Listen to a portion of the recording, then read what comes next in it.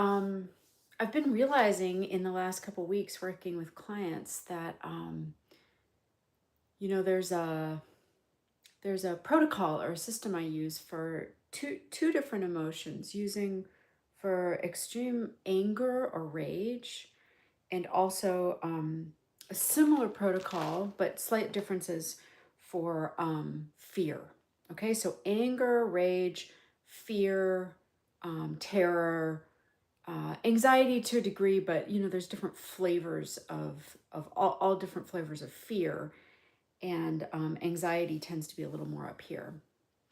Okay, so I could talk a long time about this, I realized, because with the clients I'm working on with this, it's like I'm realizing, and these are like long-term clients who I've worked with for a long time, so I know them very well. I'm realizing that the different steps involved in basically excising, like it's an exorcism of fear or anger or rage from your being, your body, what's housed inside of your body, your energy field. And there's a way to, it's not like get rid of it. It's not a way to get rid of fear or anger, because that usually when that happens, that's coming from like a position of, I don't want this anymore, I have to get rid of it, which of course is another unhealed position. It's just a slightly different flavor than the rage or the fear. And I am specifically talking about rage and fear because those are the two that I personally, have sat with. And yes, I experience rage and fear still, but there's a particular like family of it or bulk of it or flavor of it that I just don't really have in my system anymore. And that's because, probably by grace, I don't know how I came upon that capacity when I did, but both of those, rage and fear, when it was about 2015, I sat on my front porch with I had this absolute terror going through my system.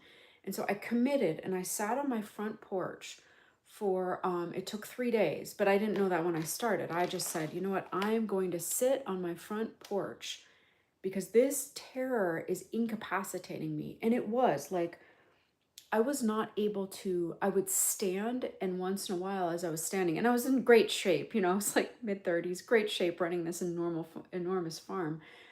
I would just feel my knees start to go out in a tunnel vision, right, from the terror. And the terror was around money. And so I said, you know what? I'm going to sit on my front porch for as long as it takes to basically midwife this terror out of my body. And I did it. I did it. And I suppose telling that story right here could be helpful. But right now I want more of an overview of what I'm talking about. So the other time I had, again, unmitigated rage, like rage that was just, and I know that a lot of you have had rage that's like this, or fear that's like this. It's like rage that is so powerful. It just consumes your whole self. And it doesn't really, it just keeps getting triggered over and over. And I was at a point in my life where my rage was just triggered over and over and over. And I'd feel this little like off feeling in me. And then I'd be like, okay, what is that? And then, there it is. And so I said, you know what? I'm going to do the same thing. And this time, for some reason, I didn't sit on my front porch, but I committed. And that's a big part of this multi-step protocol that I've been teaching clients now for about 10 years. So the commitment, there has to be something in you that's like, I am going to be with this, whenever it comes up. I don't know if this is necessary in all ways of working with this, but for me, that's what fully, like, that particular kind of fear is gone. It is gone. When the pandemic hit, I remember going to the local co-op, and at that co-op, it was like, it was when we were starting to understand a little bit what COVID was, but no idea how it would transmit, etc. And I walked in and I remember just thinking, whoa, people are afraid. I could just feel the shakiness in that building, and the kind of the body movement and energy of all the people. And I was like, okay, people are afraid. But you know what? I wasn't. And actually during COVID, I never was. And I don't say that from hubris. I say that because there was a particular bulk of fear energy in that wasn't in me. And as it wasn't in me, when the exterior things happened and started vibrating at that particular vibration of fear, there was nothing in me to to vibrate alongside. Like the tuning fork partner wasn't there, and so in that way, I didn't experience the fear. I could feel it. I could understand. I could feel it in the room, in the people, but it didn't like go in me and like start. It was no longer housed inside of me, and that is because of those 3 days where I committed. Like, by God, I am going to sit on my porch. And I still haven't told you the protocol, but this is kind of a big topic, so I'm trying to go a little slow. And okay, so going back to the commitment. So I think that's one of the key components is there has to be something in you that's like, I'm ready to work with this. I'm ready. And all the excuses will always be there. When I committed to sit with that fear on the front porch, I was a single mom. I had a 9-year-old and he would have been 5-year-old. I had 5 full-time employees. I had 3 rental units. I had 350 families coming to my organic vegetable CSA once a week. I had 5 tractors. I had 25 acres of vegetables, fruits, flowers, cover crops, including an enormous U-pick session. I had a lot, and it was June. So if anyone's ever grown anything in central New York or in this zone, June is go time, right? So it was go time. I had all the crops in the ground, the seeding greenhouse fully going, all the passive solar tunnels, of which there were 3 30 by 96 foot passive solar tunnels. They're all going. My employees are there 8 hours a day, right? I have my 3 rental units, and every single one of those bucks stopped with me. I had no other management. I didn't have a boyfriend. And you know what? I am a woman, right? At that point, I was a 38-year-old woman. And so that's a whole host that at the time I didn't even fully see was like, that I was also strong enough to handle, right? A woman in that kind of position in a small town is in a vulnerable spot. But I will talk more about that later because I think it's good to talk about. So, I had every excuse to not sit with this fear, every single excuse in the world. All right, I just listed them all for you. Like, talk about not having time. At that point in my life, for those 2 years I ran the farm like that, I would work about 12 hours a day, and the rest of the time was feeding my kids and sleeping. That was it. Anyway, yeah, biceps, right? I don't have the biceps I used to have. Okay. So I had all the excuses in the world to not do it. But you know what? I was like, I'm going to sit on my porch. And fortunately, my employees were great. I had them for the year before, and they were fantastic. They were just such a blessing. And I think that's something I did well, was like care about my employees, and thus they were respectful and caring of me. And so I just told him, I'm going to sit on this front porch and I'm going to sit here in fear, or I'm going to sit here and I'm going to meditate. And as soon as that sensation of fear comes through me, actually, I didn't tell them all this, but I'm going to tell you. Basically, what I told them is I'm going to be on the front porch dealing with fear, and I'd give them the list of what to do that day. And I'd say, if you need me, just come. And if don't worry, just come approach me. And they did. And they ran the farm beautifully for those 3 days. And I want to reiterate that I did not know that this was only going to take 3 days. That's part of commitment. You know, that's part of the commitment in these situations is you don't know. It's not really a commitment. Well, that might not be true. You could say I commit for 3 days. I think that would be fine. In my case, I was like, I'm going to sit with this till it's out. It was basically for any women out there listening. And I'm really talking to you because women often have the capacity to do this and they don't realize it. It's a lot like if you've had an unmedicated labor and delivery of a baby, if you've birthed without medication. The protocol I'm going to describe for sitting with fear is very similar to what you do in an unmedicated birth, where you'll hear when as I start talking. Okay, so what I did is in the morning I would get up and I would get ready and I go out on my front porch. It was June, so it was nice, and it was a covered front porch, so I was protected. And I would just start meditating. And fortunately, at that point, I had already been meditating for about 3 or 4 years. So, I had the ability to do it. Just start tuning down into the quiet, grounding, centering. It was beautiful out. I'd feel the beauty. And then, sure enough, just like in labor, sure enough, there would be this. And for me, everyone feels things a little bit differently. For me, the terror felt like this, like a tornado swirl that would go down and plummet out through my base, my root chakra, my tailbone, right?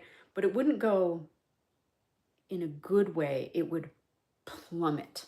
And I think that's common, right? And when people are completely panicked or terrorized, they'll wet themselves or they'll lose control of their bowels. That didn't happen to me, but that's that same feeling of like terror, right? Plunging out. And so I would sit on the porch and, sure enough, that feeling would suddenly be there. And this is what I did. And I'm glad that this is a video so I can use my body too to show you. So I would already be rooted and grounded, right? So you have to know how to do that. Commitment, you have to know how to root and ground for real. So I'd be rooted and grounded. And then, feeling the breath. And then with the way this was, right? The way I could feel that energy, I would start to, almost like a scientist would, I would start to describe it like, okay, I can feel this. This is fear. And I would feel the shape of it, the size of it, the descriptions of it in my body. And I would kind of tell myself about them, right? And just that is one key step in this is removing who and what you are, your grounded, quiet, deep soul self, from this intense energy that's within.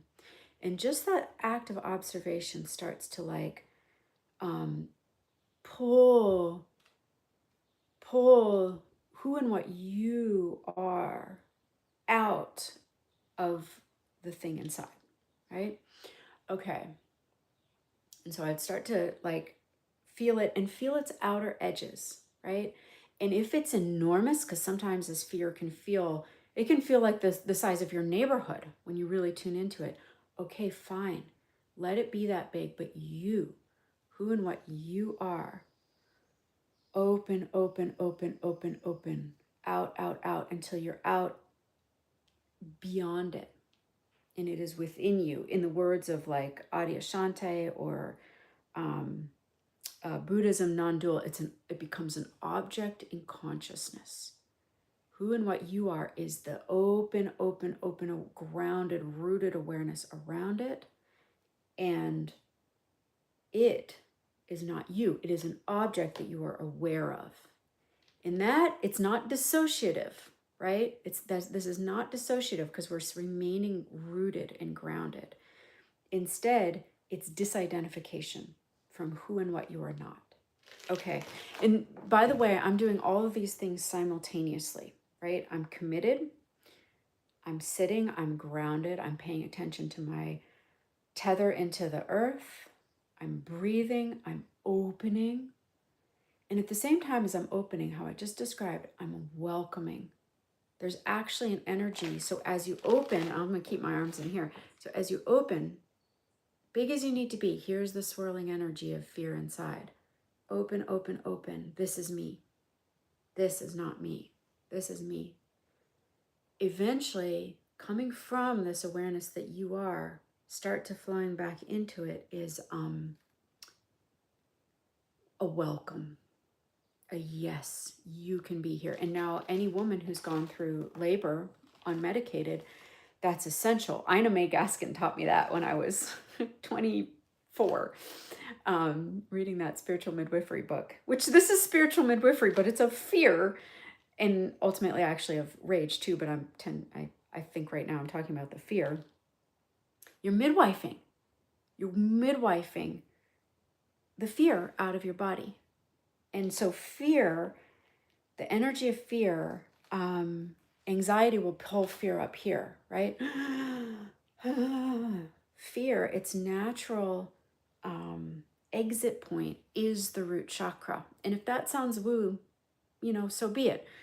There are different energy centers throughout your body that are created to work with these things, right? We just can't see them, but that doesn't mean they're not there. A really open, well-functioning root chakra is the place. It's an apparatus that's created to release fear from our systems. It has the components of it are right. Like you wouldn't fire ceramics in a certain kiln unless the kiln was created of a certain material, right? And in that way, our root chakras are created of the right substance when they're really open and functioning to let this fear come through and out without hurting us and without reinvigorating it back into our system. Okay, so let's see. So there's that welcoming, the welcoming, yes, I want you here. And in labor, the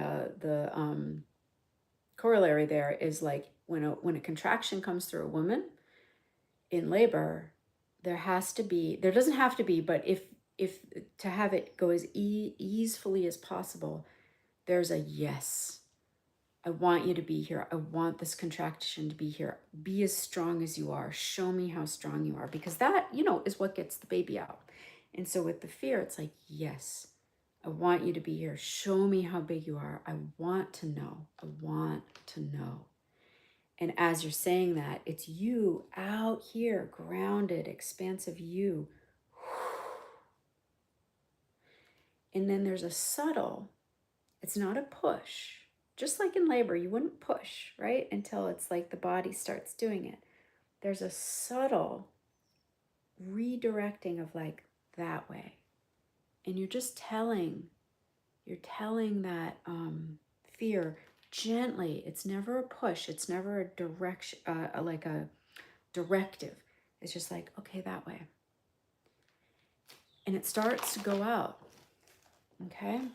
And then so when I was on the front porch, that would probably last for about 4 or 5 minutes.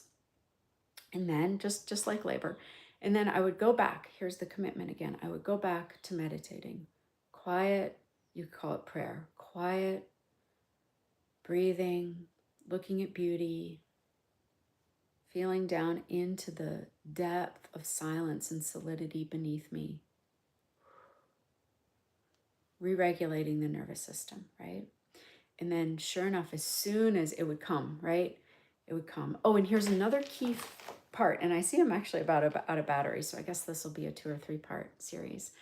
Another key part is that all the imagery, the story, the external situation that the fear is like on, that entire thing needs to be released as you're doing this protocol. So like when that fear starts coming through like this, all the imagery, stories, imaginations, scenarios, external, all of that needs to really fade and kind of like melt away. Otherwise, whenever that is really part of this, or it's not melted away fully, what will happen is the fear will keep hooking into that and reinvigorating it. And that is how these fears remain in our human ecology for generations, certainly lifetimes, but generations, is continually pinging on the external world. Okay. And don't worry, I'm not going to have time to tell you the conclusion of this. I'm going to have to do it in another video. But the conclusion, like once, and I did, after 3 days, it was gone. And I'm not going to have time to tell you the whole thing right now. I'll have to do that in the next video. But the end of the 3 days, I had clarity, no fear, practical application, immediately executable decision. And the original fear about the farm had been financial. I thought I was going to run completely dry in August, with still my 5 employees, all those families to feed, et cetera, et cetera, et cetera. I thought I was going to run out of money. Instead, that year, I ended up in grossing $30,000 on top of my original projection. So not only did I make up that whole deficit with the clear, practical decisions I implemented on that third day, but I actually increased my gross by $30,000, which is no small feat for any organic farmer in an already established system. And I am speaking to the women right now. It is no small feat for a single mother to do that. And it has taken me ages to understand that within myself and validate in my own self that that's important. And so I want to validate that for any woman listening. Like, it is hard to do something that's traditionally male in our culture. Even if you are so good at it, it is hard, but another video. Okay, I'm gonna go because I'm almost out, but I want to talk about this later. And yeah, so tune back in. If you like this, I think you can subscribe to my channel, and I really will look at any comment. I will respond to them. I likely won't respond much to trolling, and I might block people if they become mean. So, all right, let's go.